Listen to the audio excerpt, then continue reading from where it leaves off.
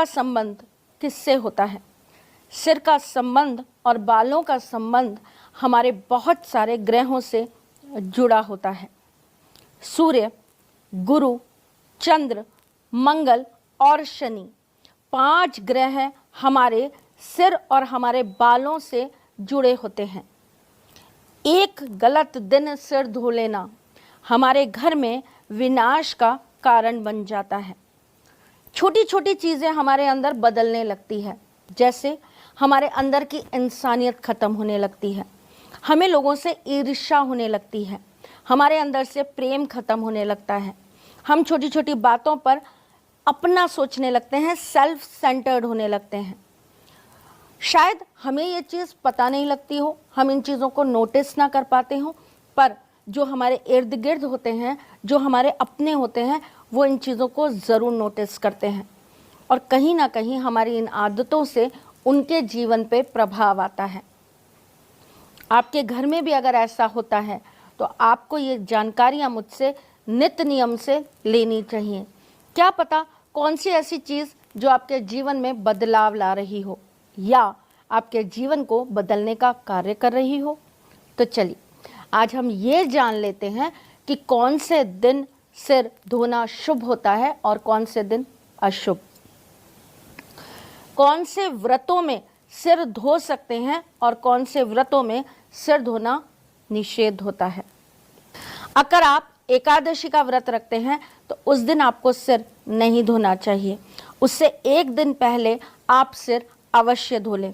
अगर आप मुझसे ये कहते हैं कि उस दिन कोई कड़ा दिन पड़ गया, जैसे कि गुरुवार पड़ गया या शनिवार पड़ गया, तो क्या करें, मैं अभी इसका भी आपको उपाय बताने वाली हूँ। लेकिन तिथि पर यह ध्यान रखिए कि एकादशी पर सिर नहीं धोया जाता। जो लोग अमावस का तर्पण करते हैं, जो अपने पितरों के नाम से अमावस के दिन भोग निकालते हैं, जो अमावस के दिन पंडितों को खाना खिलाते हैं, जिनके घर पर उनके पितर आते हैं या आपने अपने घर में पितरों को स्थान दे रखा है, तो आपको अमावस्या वाले दिन अपना सिर नहीं धोना चाहिए। वैसे भी अमावस के दिन सिर धोना बहुत कड़ा माना जाता है। खास करके सुहागन स्त्रियां अमावस के दिन अगर सिर धोती हैं तो ये दुर्भाग्य का कारण बन जाता है। पुरुष को अमावस के दिन दाढ़ी बाल नहीं कटवाने चाहिए और अगर हो सके तो आपको भी अमावस पर सिर धोने से बचना चाहिए। अगर आप रविवार का व्रत करते हैं तो आपको रविवार के दिन सिर नहीं धोना चाहिए। इससे आपके घर में दरिद्रता आती है, यश मान की कमी होती है और आप पर कलंक जरूर लग जाता है। अगर आप रविवार के दिन व्रत नहीं करते हैं तो आप रविवार को सिर धो सकते हैं। सोमवार के दिन अगर स्त्रियां व्रत रखती हैं तो इस दिन सिर धोना शुभ होता है और इस दिन आप सिर धोकर बाल सुखाकर ही भोलेनाथ की पूजा करें। ऐसा करने से आपका सौभाग्य, आपका मान और आपका भाग्य चमक जाता है। मंगलवार का अगर आप व्रत रखते हैं तो उस दिन सिर ना धोएं।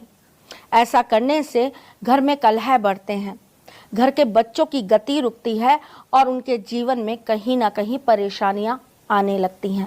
खास करके सुहागन महिलाएं अगर मंगलवार के दिन सिर धोती हैं तो उनके सुहाग की आयु में इससे प्रभाव पड़ता है।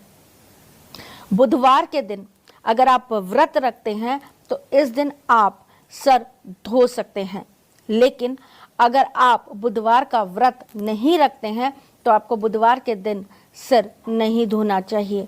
इससे आपके भाई बहनों के ऊपर इसका कुप्रभाव आता है और उनके जीवन में कहीं ना कहीं कष्ट आने लगते हैं। गुरुवार के दिन तो किसी भी कंडीशन में आपको सिर नहीं धोना चाहिए।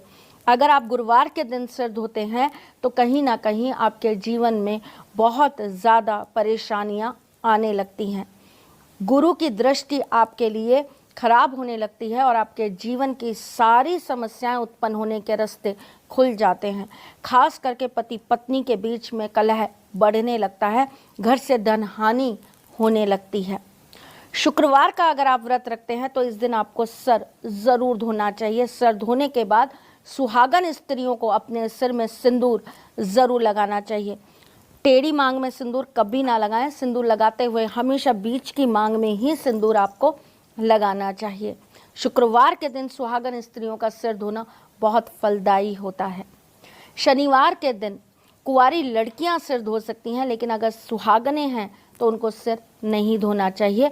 आदमियों को भी शनिवार के दिन सिर धोने से, बाल कटवाने से, दाढ़ी कटवाने से बचना चाहिए। बहुत छोटी छोटी चीज़ें हैं, लेकिन जीवन को बनाने का या फिर जीवन को